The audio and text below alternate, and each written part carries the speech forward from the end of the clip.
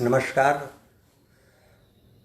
बंधुओं, आज अखिल भारतीय विद्यार्थी परिषद के इस लाइव कार्यक्रम में सबसे पहले तो मैं गोरक्ष प्रांत के प्रांत संगठन मंत्री अपने अतिशय प्रिय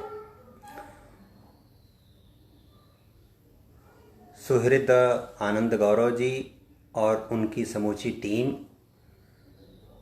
गोरखपुर महानगर के संगठन मंत्री प्रिय आकाश गौड़ जी और उनकी पूरी टीम को हार्दिक बधाई और धन्यवाद ज्ञापित करता हूं।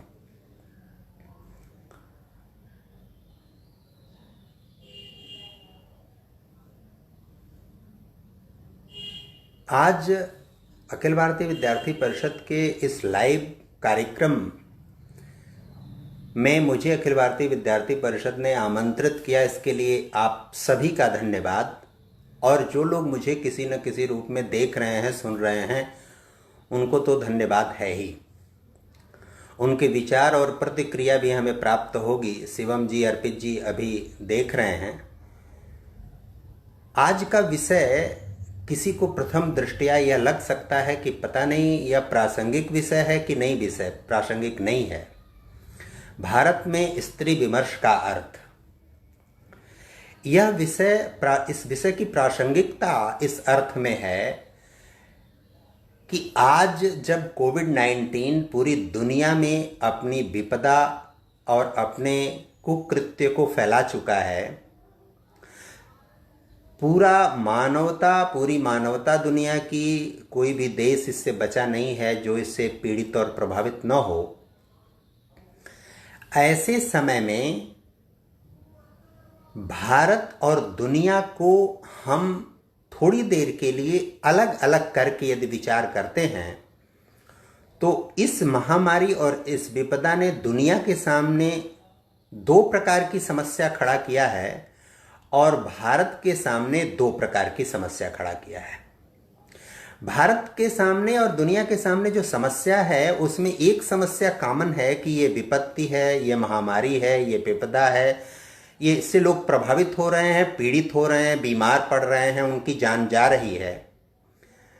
लेकिन एक विकट समस्या जो भारत में दूसरी खड़ी हुई है, वह विकट समस्या है कि यहां इस बीमारी के साथ साथ वैचारिक विपदा भी खड़ी हुई है। और वह वैचारिक विपदा स्पष्ट रूप से पिछले कुछ वर्षों में जो घटित घटनाएं हैं भारत में, उसी की प्रतिक्रिया स्वरूप कोरोना के बहाने हमारे यहां दिखाई पड़ रही है और हम सबको समझ में आ रही है। यह जो वैचारिक विपदा है, इसमें शामिल लोग भारतीय और अभारतीयता के लिए संघर्ष कर रहे हैं, लड़ रहे हैं। एक पक्ष वह है जो कोरोना उनके लिए प्रमुख मुद्दा, विपदा, संकट, समस्या नहीं है। उनके लिए संकट और समस्या यह है कि कैसे यह सरकार खराब काम कर रही है, उसको कैसे हम दोष सिद्ध कर दें, कैसे व्यवस्था को दोष सिद्ध दे दें, कैसे इसमें समस्याएं क्या है, उन समस्याओं को हम कैसे आगे करके किसी को अच्छा और किसी को बुरा सिद्ध कर पाएं, इसमें उनका पूरा कार्यक्रम चल रहा है। मीडिया के एक बहुत बड़े सज्जन, मैं उनका नाम नहीं लूंगा, एक दिन वो कह रहे थे कि चीन के बहाने भारत सरकार अपनी कमजोरियों को छिपाना चाहती है और दुनिया के दो लोग देश भी छिपाना चाहते हैं। एक दिन दूसरे दिन वो कह रहे थे कि चीन ने जो भारत को किट दिया सुरक्षा उपायों से संबंधित, उस किट में खराबी थी और भारत सरकार उसको लौटा रही है। अब इन दोनों बातों का आप विश्लेषण करेंगे तो आपको पता लगेगा कि वास्तविकता क्या है। अभारतीय मानसिकता भारत को किस धरातल पर कहां ले जा रही है। यह अभारतीय मानसिकता भारत में आरंभिक समय से ही दो प्रकार के वैचारिक द्वंद्व, दो प्रकार के वैचारिक संघर्ष को लेकर भारत में पिछले 70-80 वर्षों से इस देश के सामने एक विकृत प्रकार का वैचारिक द्वंद्व, वैचारिक संघर्ष, वैचारिक टकराव आरंभ किया है। और उसमें है स्त्री विमर्श। स्त्री को मुद्दा बनाकर समाज में अनेक प्रकार की विकृतियां, अनेक प्रकार की समस्याएं पैदा करने की कोशिश लोगों के द्वारा अलग अलग समयों में की गई है। एक दूसरी भी समस्या है, यहां उसके लिए अवकाश नहीं है कि उसकी चर्चा की जाए, लेकिन जब आप इसकी गहराई में जाएंगे, स्त्री विमर्श की गहराई में, इस विषय की गहराई में जाएंगे, तो एक वर्ग ऐसा क्यों है और इस विषय पर क्यों विचार करता है कि सभी चीजों को हम बराबर कर दें, कोई चीज किसी से ऊपर किसी से नीचे न रहे। वो अपने यहां घर में सेल्फ में किताबों को सजा के रखते हैं तो उनको भी नीचे ऊपर तह करके रखना पड़ता है। अपने यहां कोई सामान सामग्री रखते हैं तो उसके लिए भी उनको एक व्यवस्था बना के रखनी पड़ती है। यहां स्त्री पुरुष को बराबर करने का जो षड्यंत्र है, वह षड्यंत्र स्त्री को स्त्री नहीं रहने देना चाहता और पुरुष को पुरुष नहीं रहने देता। प्रकृति ने स्त्री को स्त्री एक खास उद्देश्य से बनाया है और पुरुष को पुरुष एक खास उद्देश्य से बनाया है। इन दोनों की अपनी अलग अलग विशिष्टताएं हैं, इन दोनों के अपने अलग अलग कार्य हैं। फिर इन दोनों को हम बराबर करने की मुहिम या होड़ क्यों शुरू करते हैं? यह मुहिम इसलिए शुरू हुई दुनिया में कि वामपंथ या साम्यवाद या माओवाद, इसने पूंजीवाद की प्रतिक्रिया स्वरूप दुनिया में 1859 के बाद पूंजीवाद की प्रतिक्रिया स्वरूप अपना पांव पसारना शुरू किया। और किसी की प्रतिक्रिया स्वरूप जब हम बात करते हैं तो आप इसकी तह में जाएंगे तो पूंजीवाद और साम्यवाद में प्रतिस्पर्धा को बढ़ावा देना प्रमुख उद्देश्य और लक्ष्य होता है। एक प्रतिस्पर्धा बढ़ाता है धन संपत्ति के लिए, दूसरी प्रतिस्पर्धा बढ़ाता है अधिकार के लिए। इन दोनों के द्वारा कर्तव्य को बढ़ावा देने के लिए, कर्तव्य यानी उत्तरदायित्व, ड्यूटी और रिस्पांसिबिलिटी, इन दोनों को आगे बढ़ाने के लिए, इन दोनों के बीच प्रतिस्पर्धा स्थापित करने के लिए, अर्थात कर्तव्य उत्तरदायित्व की प्रतिस्पर्धा शुरू करने पर यह विचार नहीं करते। और इस नाते जिसकी जो ड्यूटी है, जिसका जो उत्तरदायित्व है, उस उत्तरदायित्व से भटकाकर उसको संघर्ष की तरफ ले जाना इनका प्रमुख उद्देश्य होता है। अभी पाकिस्तान के एक क्रिकेटर ने बहुत अच्छा वीडियो दिया था और कहा था कि भारत और इस क्षेत्र के लोग, भारत का नाम लिए बगैर उसने चर्चा किया था कि खाने पीने और रहन सहन का तौर तरीका इनका इतना अच्छा है कि यहाँ के लोगों की रोग प्रतिरोधक क्षमता बहुत अच्छी है। और इस नाते भारत की 133 करोड़ जनसंख्या होने के बाद भी कोरोना से पीड़ित लोगों की संख्या दुनिया के देशों की जनसंख्या के अनुपात में बहुत कम है और आज की तारीख में भी कम है। जो है वो चिंताजनक जरूर है, लेकिन जहां 55-60 हजार लोग अमेरिका जैसे देश में, जहां की जनसंख्या हमारी जनसंख्या की लगभग 1/4 है, यूरोप के देश जो पीड़ित हैं, जहां 15,000, 20,000, 25-30 हजार लोग अधिकतम, कई अनेक देशों में दिवंगत हो चुके, उस यूरोप के किसी भी देश की जनसंख्या 10 करोड़ से अधिक की नहीं है। यानी हमारी जनसंख्या की 1/13 जनसंख्या जहां की है, वहां मृत्यु दर हमसे बहुत अधिक है। इसलिए अधिक है क्योंकि हमारे यहां के लोगों की सांस्कृतिक विरासत, यहां के लोगों की व्यवस्थागत विरासत, प्रकृति से नजदीकी के कारण और यहां की वर्तमान व्यवस्था के सूझबूझ के कारण भारत में इस तरह की जो समस्या दुनिया झेल रही है, उसके अनुपात में हमारे सामने बहुत कम समस्या है। और यह समस्या कम क्यों है, इसके पीछे अगर पृष्ठभूमि में हम जाएं, कई लोग कहेंगे कि मैं वेद को नहीं मानता, पुराण को नहीं मानता, उपनिषद को नहीं मानता। चलिए मैं उसकी चर्चा नहीं करता हूं। मैं आदि कवि महर्षि वाल्मीकि की चर्चा करता हूं और उनका जो पहला श्लोक है, मां निषाद प्रतिष्ठाम त्वं गम शाश्वती क्षमा यद क्रौंच मिथुना देक मवदे काम मोहितम। यानी क्रौंच पक्षी, जो उनका स्त्री और पुरुष का जो उनका स्वरूप, उनका जो प्रेमालाप हो रहा है, जो आपस में एक दूसरे से मिल रहे हैं, बहेलिया जब उनको मारता है उसमें से एक दिवंगत हो जाता है तो दूसरे की पीड़ा से पीड़ित होकर उनके मुंह से यह श्लोक निकल पड़ता है। यानी उन दोनों पक्षों के मूल्य को स्थापित करने की प्रथा, रिवाज और व्यवस्था भारत की सनातन संस्कृति और परंपरा में अनंत काल से, बहुत प्राचीन समय से रही है। कालिदास जैसा कवि और साहित्यकार, उनका कालखंड क्या है आप पता करेंगे तो जो ईसा मसीह का जन्म है उससे बहुत पहले का निकल जाएगा। कालिदास अपने ग्रंथ रघुवंशम में उसका पहला श्लोक है उनका, वागर्था इव संपृक्तौ वागर्थ प्रतिपत्तये जगतः पितरौ वंदे पार्वती परमेश्वरौ। वहां रघुवंश की कथा का वर्णन करने से पहले ही वे शिव और पार्वती की वंदना करते हैं, और वंदना दोनों की संयुक्त रूप से करते हैं। संयुक्त रूप से ही नहीं करते हैं, सबसे पहले पार्वती जी का स्मरण करते हैं, फिर भगवान शंकर का वर्णन करते हैं, और फिर कहते हैं ये दोनों लोगों की मैं वंदना करता हूं क्योंकि ये दोनों किसी शब्द में अर्थ की भांति, जैसे शब्द और अर्थ आपस में एक दूसरे पर आश्रित होते हैं, किसी शब्द में उसका अर्थ अपने आप निहित होता है, वैसे ही ये दोनों एक दूसरे से जुड़े हुए हैं।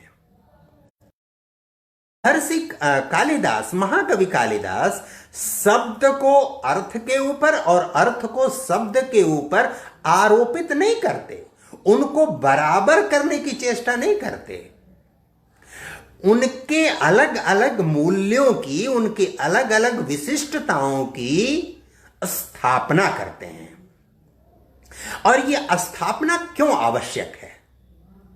स्थापना आवश्यक इसलिए है और कोरोना के संबंध में इसलिए जरूरी है कि आरंभिक समय से ही भारत में मनुष्य के 3 स्तर के क्रियाकलाप बताए गए हैं।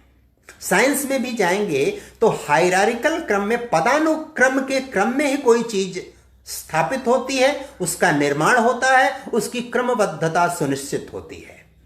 कोई दवा का परीक्षण आप कर रहे हैं, उसका भी एक क्रम होता है, पहले कौन होगा, बाद में कौन होगा, उसके बाद क्या होगा, उसके बाद क्या होगा, यह क्रम तय होता है।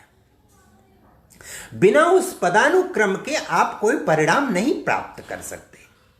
भारत में मनुष्य के 3 क्रियाकलाप, प्राथमिक क्रियाकलाप, द्वितीय क्रियाकलाप और तृतीय क्रियाकलाप निर्धारित हमारे शास्त्रीय परंपरा से ही तय हैं और नियत किए गए।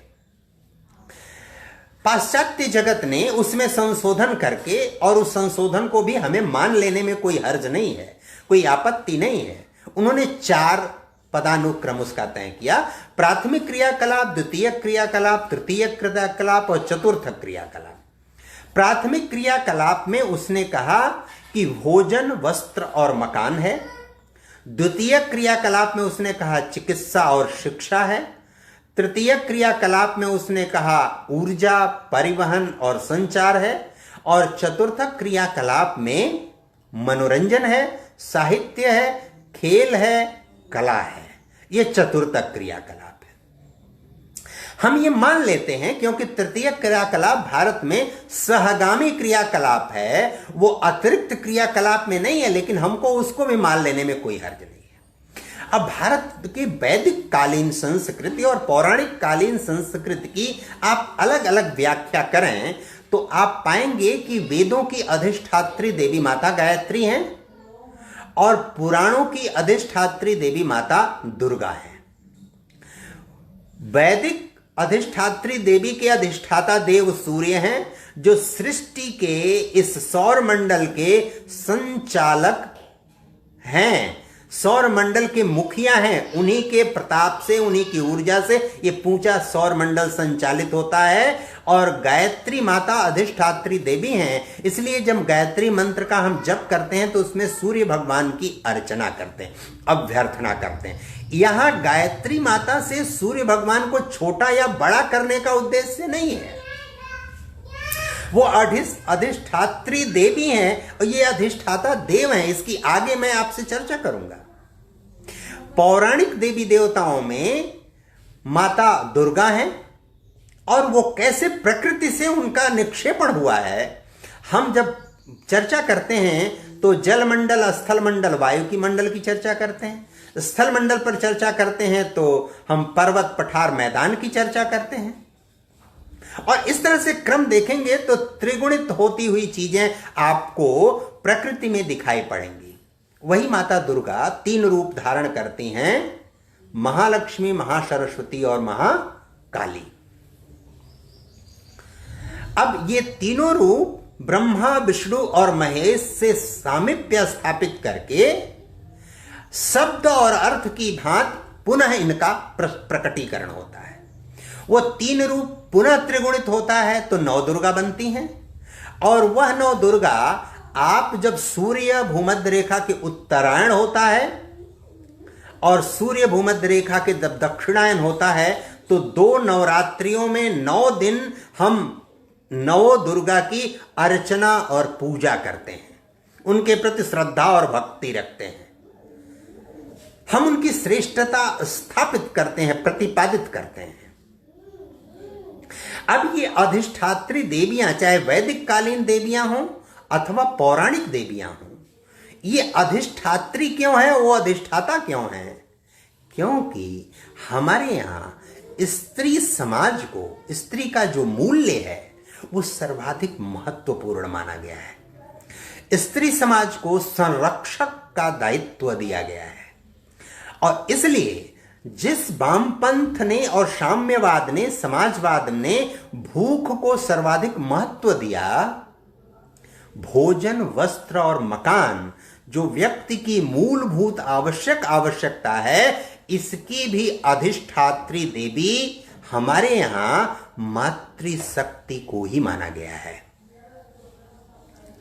आप किसी भी परिवार के भोजन, वस्त्र और मकान की व्यवस्था स्त्री समाज के बिना कल्पना नहीं कर सकते, उसके व्यवस्थित स्वरूप के बिना कल्पना नहीं कर सकते। हम बिना स्त्री समाज के किसी भी परिवार के भोजन की सुचारू व्यवस्था, वस्त्र की सुचारू व्यवस्था, मकान की सुचारू व्यवस्था की कल्पना और चर्चा और उसके व्यवस्थित स्वरूप की चर्चा नहीं कर सकते। अगर करते हैं तो उससे समाज विखंडित होता है, छिन्न भिन्न होता है, उस पर समस्याएं बढ़ती हैं, मनुष्य का जीवन स्तर खराब होता है, मनुष्य के अंदर दुर्गुण और विकृति का समावेश होता है।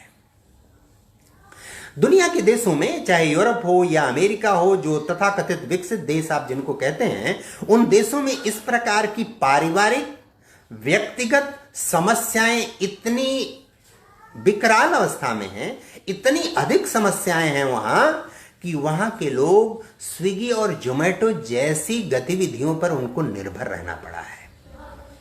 आप भोजन की व्यवस्था को लीजिए, हम भोजन, वस्त्र, मकान जैसी व्यवस्थाओं को खराब, छोटा, कमजोर और गया गुजरा काम सिद्ध करने में इस तरह की अभारतीय मानसिकता की विचारधारा के लोगों ने भारत में यह माहौल बनाने की कोशिश किया कि ये छोटा काम है, ये खराब काम है, ये बुरा काम है, इस काम को करने से तौहीन होती है, अप्रतिष्ठा होती है। यह बात यहाँ की मानसिकता में, यहाँ के लोगों के मस्तिष्क में जमाने की और स्थापित करने की कोशिश की गई वर्षों से।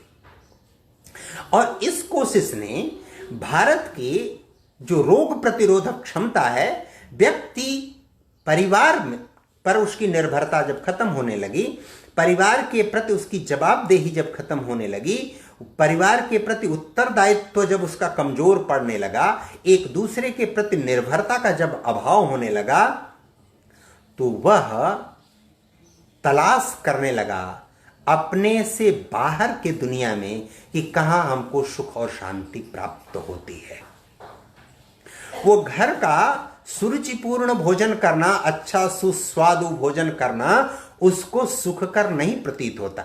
वह जो चाहिए उसको, जिससे उसको सुख शांति और संतुष्टि मिल सकती है, वह सुख शांति और संतुष्टि उसी भोजन वस्त्र मकान की सुव्यवस्थित गतिविधियों में प्राप्त हो सकती है, और वह उसकी तलाश बाहर करने लगता है।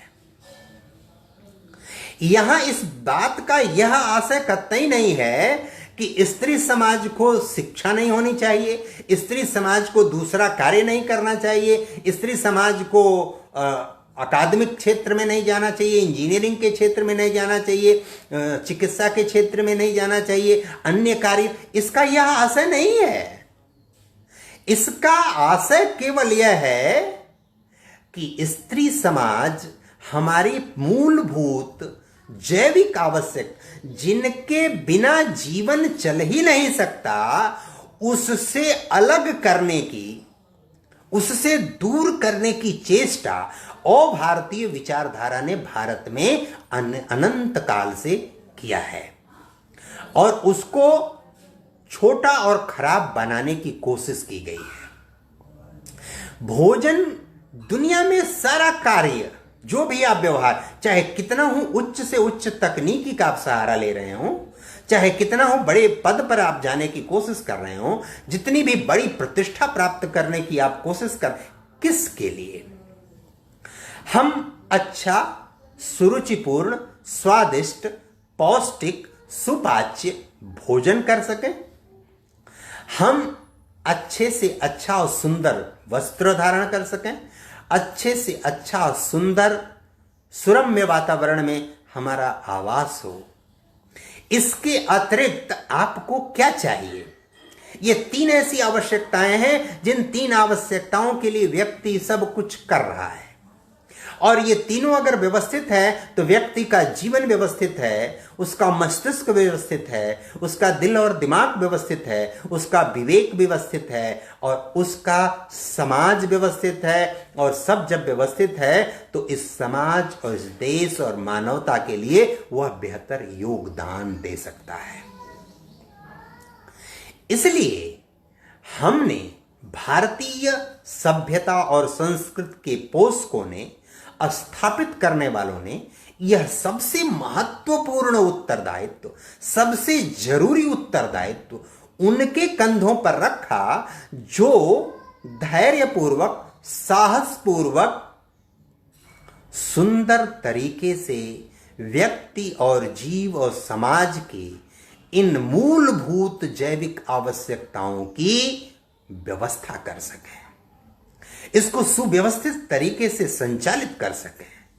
वो अधिष्ठात्री देवियां हैं जिन देवियों के कंधे पर सबसे महत्वपूर्ण उत्तरदायित्व और भार भारतीय समाज ने डाला और रखा। पुरुष के पास वह शक्ति, सामर्थ्य, वह सूझबूझ, वह विवेक, वह श्रेष्ठता, वह तन्मयता, वह धैर्य, वह साहस नहीं हो सकता जो स्त्री समाज में है। इसलिए जो सर्वाधिक मूल्यवान तत्व जीवन के लिए आवश्यक है, उस भोजन, वस्त्र और मकान की अधिष्ठात्री, अधिष्ठाता इन देवियों को बनाने की प्रथा, रिवाज, संस्कार आरंभ किया। इसको छिन्न भिन्न कैसे हो? यह छिन्न भिन्न होगा तो भारतीयता छिन्न भिन्न होगी, सनातन संस्कृति छिन्न भिन्न होगी, और यहां हमको 3 चीजों का बहुत ध्यान रखना पड़ेगा, और शब्दों के प्रयोग में बहुत सावधानी रखनी पड़ेगी। जब हम किसी चीज को पुरातन कहते हैं तो पुरातन का अर्थ होता है कि आदि काल में, आरंभिक अवस्था में, समय के क्रम में सबसे पहले जो तत्व, पदार्थ, वस्तु, व्यवहार और कार्य विद्यमान था, उत्तरदायित्व विद्यमान था, मूल्य विद्यमान थे, हम उसकी चर्चा कर रहे हैं। जब हम चर्चा करते हैं सनातनता का, मैं पुरातन की बात करता हूं, वह जो आदिकाल में विद्यमान था वो सनातन है। जो उसका जो अंश, उसका जो प्रभाव, उसका जो छाप आज भी विद्यमान है, वह सनातन है। और तन को जो जोड़ के रखता है, जो तंतु, उसको हम चिरंतन कहते हैं। और इन तीनों के सामुच्चयिक स्वरूप को प्रकट करने वाला जो शब्द है वह है शाश्वत। यानी जो शाश्वत, सातत्यता में जो विद्यमान है, पुरातन, चिरंतन, सनातन का जो शाश्वत स्वरूप है, वह शाश्वत स्वरूप भारतीयता में, सनातन संस्कृति में और यहाँ की व्यवस्था में निहित है। इसलिए जब हम इस विषय का विचार करते हैं तो इस विचार करते समय हमको इस बात का ठीक से ध्यान रखना पड़ेगा कि हम जिस स्त्री विमर्श पर चर्चा करने जा रहे हैं वह स्त्री विमर्श भारत और भारतीयता के लिए कितना हानिकारक है, कितना नुकसानदायक है, कितना पीड़ा देने वाला, कितना तकलीफ देने वाला, कितना कष्ट देने वाला है। और इसी नाते भारत में जब हम चर्चा करते हैं स्त्री विमर्श की, तो स्त्री विमर्श की चर्चा में हमको इस बात को सन्नद्धता से ध्यान में रखना पड़ेगा। अनेक बार यह देखने में आता है कि हमारी माताएं और बहनें जब स्त्री विमर्श को लेकर, महिला सशक्तिकरण को लेकर चर्चा और वार्ता करती हैं तो वो पक्ष और विपक्ष बन के चर्चा करती हैं, वो अलग ध्रुव बनकर चर्चा करते हैं। इस बात की उनकी चर्चा का दायरा इस बात में सीमित नहीं है कि हम दोनों का आपस में साहचर्य, समन्वय इस सृष्टि का, इस व्यवस्था का सुव्यवस्थित संचालन कर सकता है। भारत में पहली जो आधारभूत, मूलभूत, मूल्यवान आवश्यकता, भोजन, वस्त्र, मकान, वो स्त्री समाज पर देने का विधान था। द्वितीयक और तृतीयक, द्वितीयक अर्थात चिकित्सा और शिक्षा, दोनों को समान रूप से उस गतिविधि और कार्य में शामिल होने की व्यवस्था थी। तीसरा विधान जो था भारत में साहित्य, कला, संगीत के सृजन का, मनोरंजन आदि का, इसमें भी दोनों को समान रूप से भागीदारी करने की, समान रूप से योगदान देने की व्यवस्था भारतीय समाज में थी। कितना सुंदर और सुखद तरीके से ये सारी चीजें चल रही थी।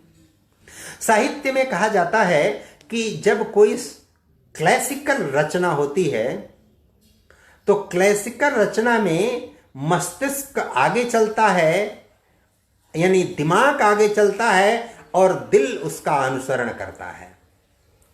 और जब कोई रचना रोमांटिक होती है तो उसमें दिल आगे चलता है और उसका दिमाग अनुसरण करता है। भारत में प्राथमिक क्रियाकलाप की दृष्टि से हमेशा यह दिशा निर्देश भारत के शास्त्रीय ग्रंथों में, ऋषि मुनियों की परंपरा से यह बताया गया कि भारत में जो प्राथमिक क्रियाकलाप है उसमें नेतृत्व रहेगा मातृशक्ति का, पुरुष शक्ति उसका अनुसरण करेगा, अनुगमन करेगा, सहचर की भांति पीछे चलेगा, उनके निर्देशों का पालन करेगा, वो संचालक होंगी, ये अनुगमन करता होगा। हमने सबसे मूल्यवान कार्य और व्यवहार को, सबसे जरूरी आवश्यकता को हमने ऐसे भंवर जाल में, ऐसे संघर्ष में, ऐसे वैचारिक संघर्ष में डालने की भारत में चेष्टा की गई और उस चेष्टा के कारण हमारा परिवार, हमारा समाज, हमारे लोग आपस में बिखर रहे हैं, टूट रहे हैं। और अनेक बार महिला सशक्तिकरण के नाम पर हम भी भ्रम का शिकार होकर वही बातें सुनने, सोचने और समझने लगते हैं जो हिंदुस्तान की विरुद्ध, यानी भारतीयता की विरोधी शक्तियों द्वारा भारत को समझाने और बताने की कोशिश की जाती है। हमें इस विषय पर बहुत गंभीरतापूर्वक विचार करके, चर्चा करके आगे चलना पड़ेगा और कार्य करना पड़ेगा, क्योंकि यह षड्यंत्र, यह खेल भारत में बहुत सुनियोजित तरीके से किया गया। और इसलिए किया गया कि भारत में जो भी 1000-1200 की गुलामी भारत ने देखा है, उस गुलामी के कारण भारत में इस तरह की विकृति पैदा करने की कोशिश की गई। और इस कोशिश में हमेशा जिसके अंदर त्याग का, तपस्या का भाव होता है, उसके अंदर विद्वेष, उसके अंदर घृणा का भाव भरने की कोशिश दुनिया के लोगों ने भारत में किया। जो साहस जिसके पास है, जिसके पास धैर्य है, जिसके पास त्याग है, जिसके पास समर्पण है, जिसके पास अधिक निष्ठा है, उसको उसके मस्तिष्क में ऐसा वातावरण, ऐसा वायुमंडल, ऐसा आचरण उसके अंदर बना देने की कोशिश की गई स्त्री विमर्श के नाम पर, अन्य विमर्शों के नाम पर, कि भारत उसका अभिशाप अनेक रूपों में देख रहा है, भोग रहा है, उसका नुकसान उठा रहा है। पूरी दुनिया भारत का अनुसरण कर रही है और देखने में आता है कि भारत दुनिया का अनुसरण कर रहा है। हम जब यह अनुसरण करने का कार्य करते हैं तो हमें यह विचार करना पड़ेगा कि दुनिया हमारे बारे में क्या सोच रही है। दुनिया के लोग भारतीयता का अनुसरण कर रहे हैं और भारत दुनिया का अनुसरण कर रहा है। यह कितनी बड़ी विडंबना है। यह विडंबना इस नाते भी है कि हम काल, समय और परिस्थिति के अनुसार जो सातत्यता या शाश्वत विधान है भारत का, उसको समझने और जानने की कोशिश अनेक बार नहीं करते हैं। हम इस बात की जानने की कोशिश नहीं करते हैं कि भारत में जाति व्यवस्था जन्म आधारित नहीं है। भारत में जाति व्यवस्था कर्म आधारित रही है और कर्म ही व्यक्ति को छोटा, बड़ा, श्रेष्ठ या निकृष्ट बनाता है। कर्म खराब करके ब्राह्मण कुल में पैदा होकर रावण असुर कहा जाता है। कर्म अच्छा करके महर्षि वाल्मीकि किसी भी जाति में जन्म लेकर महर्षि की पदवी प्राप्त करते हैं, महर्षि की पदवी पर आसीन होते हैं, भगवान वाल्मीकि की पदवी पर आसीन होते हैं, भगवान रैदास कहे जाते हैं। इसलिए भारत में विमर्श के नाम पर जब भी कोई संकट या समस्या खड़ा होता है तो एक दूसरा सुर, एक दूसरा तान, एक दूसरा वायुमंडल खड़ा कर दिया जाता है। और इस संदर्भ में हम आप सबसे, जो लोग मुझे सुन रहे हैं, देख रहे हैं या विचार करेंगे वो स्वयं भी, कि भारत में कोरोना नामक जो महामारी आई है, फैली है और दुनिया में फैली है, इस पर लोगों का, जिन लोगों को ध्यान नहीं है, वो किसी दूसरी बात की चर्चा शुरू कर देते हैं। वो पक्ष विपक्ष बनकर चीजों की व्याख्या करना शुरू कर देते हैं और इस विषय से लोगों का ध्यान भटकाने की कोशिश करते हैं। सत्ता और व्यवस्था जो कार्य कर रही है उसमें सहयोग करने के बजाय एक दूसरा राग अलापना शुरू कर देते हैं। ऐसे लोगों से सतर्क और सावधान रहने की आवश्यकता पड़ती है। भारत में हम स्त्री को पुरुष बनाने के लिए बेचैन और व्याकुल जिस प्रकार हैं, वह भारत के लिए और ही नहीं समूची दुनिया के लिए, स्त्री समाज के लिए, मानवता के लिए सुखकर नहीं है। पुरुष जैसा वस्त्र पहना देने से स्त्री पुरुष हो जाएगी, पुरुष जैसा भोजन करा देने से स्त्री पुरुष हो जाएगी, पुरुष जैसा दैनिक जीवन अपनाने से स्त्री पुरुष हो जाएगी, ऐसा नहीं है। पुरुष को पुरुष रहने दीजिए, स्त्री को स्त्री रहने दीजिए। पुरुष को स्त्री की प्रतिष्ठा और सम्मान का ध्यान रखना आवश्यक है, स्त्री को पुरुष की प्रतिष्ठा और सम्मान का ध्यान रखना आवश्यक है। दोनों एक दूसरे को पूरक बनाकर रखिए। अनेक बार अनेक लोगों के घरों में जाइए तो वो कहते हैं कि मैं अपनी बेटी को ही बेटों से बढ़ के मानती हूँ। यानी आपके मस्तिष्क में ही छोटा बड़ा विचार पहले से घर किया हुआ है। हम अपनी बेटी को बेटी ही क्यों नहीं रहने देना चाहते हैं? बेटी की मूल्य को क्यों पहचानने से मना करते हैं? क्योंकि भारतीय समाज में बेटी के ऊपर सर्वोत्तम जो दायित्व है रोटी बनाने का दायित्व, वह रोटी बनाने का दायित्व जिससे पुरुष और स्त्री दोनों का पोषण होता है। उस दाल और सब्जी और चावल बनाने का दायित्व जिससे सभी समाज के प्रत्येक जीव जंतु पदार्थ का पोषण होता है। उस वस्तु पदार्थ के संरक्षण का दायित्व है जिससे समूची मानवता संचालित होती है, जिससे आदमी आदमी पुरुष सभ्य और सुसंस्कृत मानव कहा जाता है, जिसके आधार पर हम दुनिया में 6 बड़ी और 20 छोटी सांस्कृतिक केंद्रों की चर्चा करते हैं। हम ऐसा क्यों करते हैं? प्रकृति ने पुरुष और स्त्री दोनों की संरचना अलग अलग बनाया है। दोनों की संरचनागत विशेषताएं भिन्न भिन्न प्रकार की हैं और उन संरचनागत विशेषताओं को हमको समझने और जानने की जरूरत, उनके मूल्य और विशिष्टता को हमको समझने और जानने की जरूरत है। और इसलिए आवश्यक है, इसलिए स्त्री समाज के ऊपर मूलभूत आवश्यक उत्तरदायित्व भारतीय सभ्यता और संस्कृति ने, सनातन संस्कृति ने उनके ऊपर डाला, क्योंकि उनके अंदर सामर्थ्य है सृजनशीलता का, निर्माण करने का। उनका श्रेष्ठ कर्तृत्व है, वो सृष्टि के निर्माण की अमूल्यवान इकाई है। वो सृष्टि का संचालन कर सकते हैं। वो पुरुष और स्त्री दोनों की जन्मदाता हैं, उनकी पालन करता है। उनके अंदर संस्कार निर्माण करने की पाठशाला है। पुरुष के अंदर क्या खाए, क्या पहने, क्या नहीं पहने, कैसे रहे, कैसे नहीं रहे, इसका श्रृंगार करने की साधन है वो। जिसके अंदर सृजन की सामर्थ्य है, निर्माण की सामर्थ्य है, बना देने की सामर्थ्य है, संरचना का विकास कर देने की सामर्थ्य है, उनके ऊपर यह दायित्व और यह उत्तरदायित्व दुनिया ने, समाज ने नहीं, भारतीय सभ्यता और संस्कृति ने दिया है।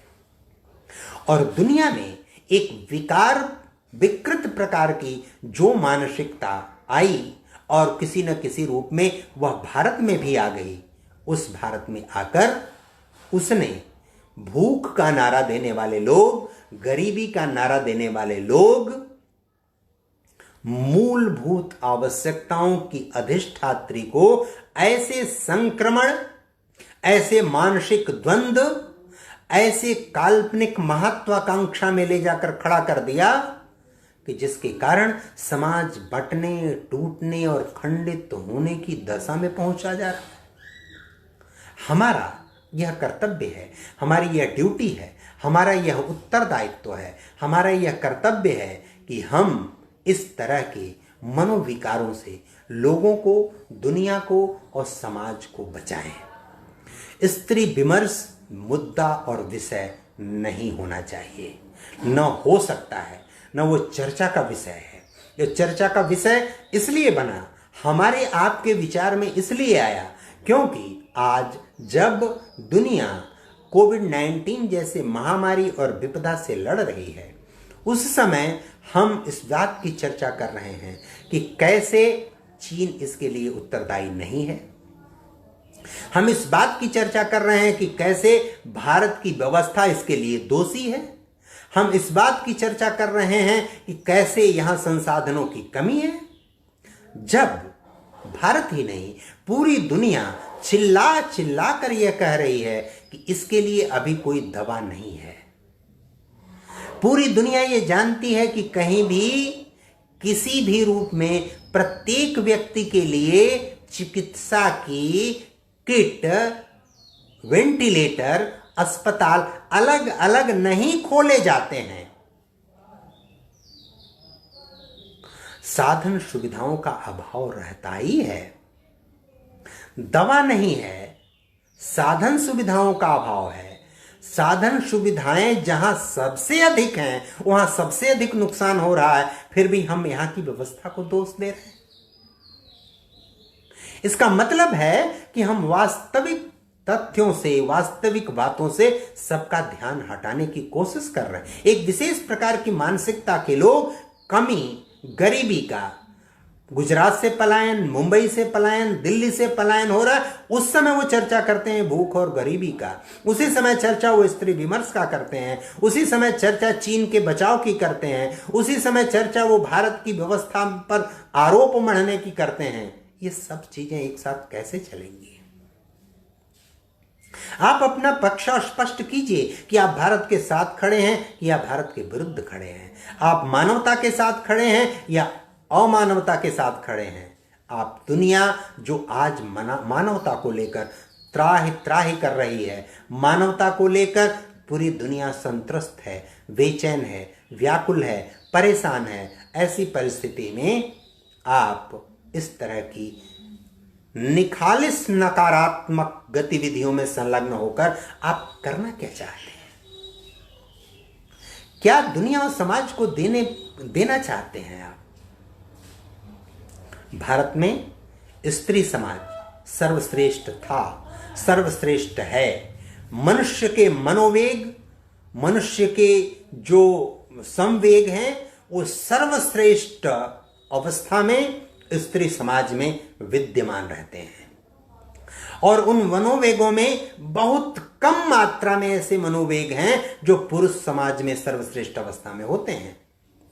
अधिकांश मनोवेग, अधिकांश संवेग महिलाओं में सर्वश्रेष्ठ अवस्था में, अच्छी दशा में विद्यमान रहते हैं और वो अच्छा परिणाम दे सकते हैं। इसलिए समाज को व्यक्ति से परिवार, परिवार से समाज, समाज से देश और देश पूरी मानवता का संरक्षक होता है। कोई भी राष्ट्र सभ्यता और संरक्षण संस्कृति का वाहक होता है, वह अपने मूल्यों और मर्यादाओं में। इसलिए अगर सच्चे अर्थों में कोई राष्ट्र है तो वह मानवता का विरोधी नहीं होता। मानवता का विरोध करने वाले ऐसा षड्यंत्र, ऐसे प्रकार के विमर्श को आमंत्रित करते हैं। वो ऐसे प्रकार के विरोध को आमंत्रित करते हैं और वो टिप्पणी करते हैं कि योग और ध्यान जैसे चीजें भी फालतू हैं, बेवजह हैं, आधारहीन हैं। ये ऐसा प्रलाप करते हैं। क्या सूर्य के अस्तित्व को कोई नकार सकता है? सूर्य के अस्तित्व को, उसके मूल्य को, उसके महत्व और विशिष्टता को कोई नकार सकता है? योग और साधना, आसन और प्राणायाम का आदि स्थान सूर्य है। सूर्य भगवान की जब हम पूजा करते हैं, सूर्य नमस्कार में 15 प्रकार के आसन समाहित हैं और वहीं से आरंभ होता है इन सारे गतिविधियों और कार्यों का, जो मानव जीवन को, मानव के रोग प्रतिरोधक क्षमता को, मानव के सारे वैशिष्ट्य को चैनलाइज करता है, व्यवस्थित करता है, सुसंचालित करता है। उस पर सवाल खड़ा करते हैं। कहते हैं ये लोग कहते हैं, इस तरह के विमर्श चलाने वाले, कि ये कुत्तों का आसन है। भारत में भारतीयता के सहारे जब तक भारत चलेगा, भारत का कुछ नहीं बिगड़ेगा। आज पूरी दुनिया भारत की तरफ ध्यान लगाकर देख रही है। अमेरिका में 1400 से अधिक योग के केंद्र हैं। अमेरिका चाहता है कि भारत के लोग उन योग केंद्रों का संचालन करें। पूरी दुनिया भारत को इस दृष्टि से देख रही है। जब भारत में बहुत सारे लोग कोरोना को लड़ने के लिए नहीं, कोरोना को बढ़ाने पर आमादा हैं, उस समय भी, इस महामारी के कालखंड में भी भारत के लोग इस तरह की विपदा से दुनिया की तुलना में बहुत कम मात्रा में पीड़ित हैं। इसलिए आप सबसे मैं नम्र निवेदन करता हूं, मैं प्रार्थना विनती करता हूं कि इस तरह की चीजों से हम दूरी बनाएं। ऐसे लोगों को हतोत्साहित करें, नकारात्मक गतिविधियों में सन्नद्ध होकर, सचेष्ट होकर, संयत भाषा में पूरे निष्ठा, समर्पण, ताकत और साहस से ऐसे लोगों का विरोध करें, देश और समाज के निर्माण में अपना योगदान करें। जो लोग इस देश को, समाज को नष्ट करने की कोशिश कर रहे हैं वह स्वतः नष्ट हो जाएंगे, क्योंकि पुरातनता में, चिरंतनता में और सनातनता में और शाश्वत मूल्यों में जो अर्थ, जो अधिकार, जो कर्तव्य, जो निष्ठा, जो त्याग, जो समर्पण निश्चित है, तय है, उसका कभी कोई कुछ बिगाड़ नहीं सकता, क्योंकि ऐसे लोग प्रकृति के निकट रहते हैं। प्रकृति यानी सृष्टि, प्रकृति यानी ब्रह्मांड, प्रकृति अर्थात हमारे आदि देव, प्रकृति यानी जिसने पृथ्वी का निर्माण किया, जिसने ग्रहों उपग्रहों का निर्माण किया, जिसने सौर मंडल का निर्माण किया, जिसने आकाश गंगा का निर्माण किया, जिसने ब्रह्मांड का निर्माण किया, जिसने नदी बनाया, जिसने पर्वत, पठार, मैदान, झील, तालाब बनाया, वनस्पतियों का निर्माण किया और जिसने स्वयं जीव जंतु बनाए, उसका हम उसके प्रति श्रद्धा और आदर भाव प्रकट करते हैं, नमन करते हैं, श्रद्धावनत होते हैं। और ऐसे जो भी लोग हैं उनका कभी कुछ बिगड़ता नहीं, वो न्यूनतम नुकसान उन्हीं का होता है, अधिकतम नुकसान उनका भी हो जाता है, उनका होता है जो इसको नहीं मानते हैं। न्यूनतम नुकसान इनको मानने वालों का ऐसे हो जाता है जैसे लंका में जब भगवान हनुमान जी द्वारा आग लगाई गई तो विभीषण का घर जला नहीं, लेकिन विभीषण के घर ने उस आग की लपट तो देखी ही, उस आग ने उसको भी झुलसाने और तपाने का कार्य तो किया ही। उस आग की लपट को देखने का और साक्षी बनने का अवसर तो उस विभीषण के भवन को भी मिला। इसलिए थोड़ा नुकसान तो उनको भी उठाना पड़ेगा, क्योंकि परिदृश्य और वातावरण में जब दूषित प्रकार के लोग होंगे तो उनका भी नुकसान होगा, लेकिन सतर्कता और सावधानी से हम उससे निजात पा सकते हैं, उससे अपने आप को बचाए रख सकते हैं और सही दिशा में अपने आप को ले जा सकते हैं। मातृशक्ति माताओं बहनों से मेरा निवेदन है कि स्त्री विमर्श के नाम पर संघर्ष को प्रश्रय न देकर अपने उत्तरदायित्व और कर्तव्य का अनुसरण करते हुए, पालन करते हुए पुरुष समाज को भी उसके उत्तरदायित्व और कर्तव्य की तरफ ले जाएं, उसका मार्गदर्शन करें, उसको रास्ता दिखाएं। और यह मार्गदर्शन, यह रास्ता समन्वय और साहचर्य से आप स्थापित होता है। इसमें दोनों में कोई छोटा बड़ा होने का सवाल नहीं है। जिसके ऊपर उत्तरदायित्व बड़ा होता है, कार्यालय में ड्यूटी करना, ऑफिस में ड्यूटी करना बड़ा उत्तरदायित्व नहीं है। किसी के पेट का पोषण करना, किसी के जीवन का पालन करना, किसी को दूध मुहे बच्चे को पाल पोस के बड़ा करना, यह बड़ा उत्तरदायित्व होता है। यह सर्वश्रेष्ठ कर्तव्य है। यह कर्तव्य हमारी माताएं बहनें कर सकती हैं, किसी दूसरे में यह सामर्थ्य नहीं है। और जो यह स्वयं नहीं करता, नहीं कर सकता, उसको मातृशक्ति कहलाने का अधिकार नहीं है, उसको अधिष्ठात्री कहलाने का अधिकार नहीं है, उसको जननी कहलाने का अधिकार नहीं है, उसको गरिमा और गौरव प्राप्त करने का अधिकार नहीं बनता। और इस अधिकार से जो च्युत होता है वह स्वयं अपने आप में विखंडित, टूटा हुआ महसूस करता है, उसका मस्तिष्क छितराया हुआ होता है, वो दिग्भ्रमित होता है, वह हमेशा द्वंद्व में होता है, वह कुछ भी संरक्षणात्मक नहीं कर सकता। वह केवल छोटे बड़े के तराजू पर तौल कर ही कोई चीज देखने और विचार करने की मात्र कोशिश कर सकता है। इसलिए मैं आप सबसे निवेदन करता हूं कि छोटा और बड़ा का कोई आधार नहीं होता, और छोटे और बड़े का आधार अगर ठीक ठीक मुझे याद आ रहा है तो अटल जी की मैं कुछ पंक्ति सुनाकर अपने बात अपनी बात आज की पूर्ण करूंगा। अटल जी ने कहा, यदि उनकी कविता मुझे ठीक ठीक याद आ रही है, नहीं भी याद आ रही है, तो उसका भाव यही है कि पेड़ पर खड़ा आदमी ऊंचा दिखाई देता है, जमीन पर खड़ा आदमी नीचा दिखाई देता है। आदमी न छोटा होता है न बड़ा होता है, न ऊंचा होता है न नीचा होता है। फर्क इस बात से नहीं पड़ता कि आदमी कहाँ खड़ा है या उसे कहाँ खड़ा होना पड़ा है। फर्क इस बात से पड़ता है कि आदमी जहां खड़ा है या उसे जहां खड़ा होना पड़ा है, वहां उसका धरातल क्या है। वह धरातल हमारे स्त्री समाज का, मातृशक्ति का, माताओं और बहनों का है। उस धरातल पर ही खड़ा होकर वह सृष्टि को संचालित कर सकते हैं, अपने परिवार को संचालित कर सकते हैं। इसलिए परिवार में हमारे भोजन का, वस्त्र का, मकान का उत्तरदायित्व, उसके संचालन का उत्तरदायित्व, उसको देखभाल, नियंत्रित करने का, संचालित करने का उत्तरदायित्व मातृशक्ति पर है। ऐसा ही कार्य अनंत काल से भारत में होता आया है।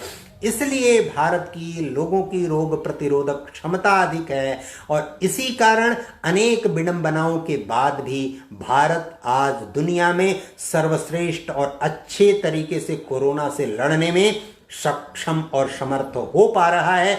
आने वाले दिनों में हमारा भविष्य निश्चित रूप से उज्जवल होगा। दुनिया हमारे तरफ देख रही है। अखिल भारतीय विद्यार्थी परिषद जैसे संगठन इस दिशा में सक्रिय, सचेष्ट और उन्नत कार्य कर रहे हैं।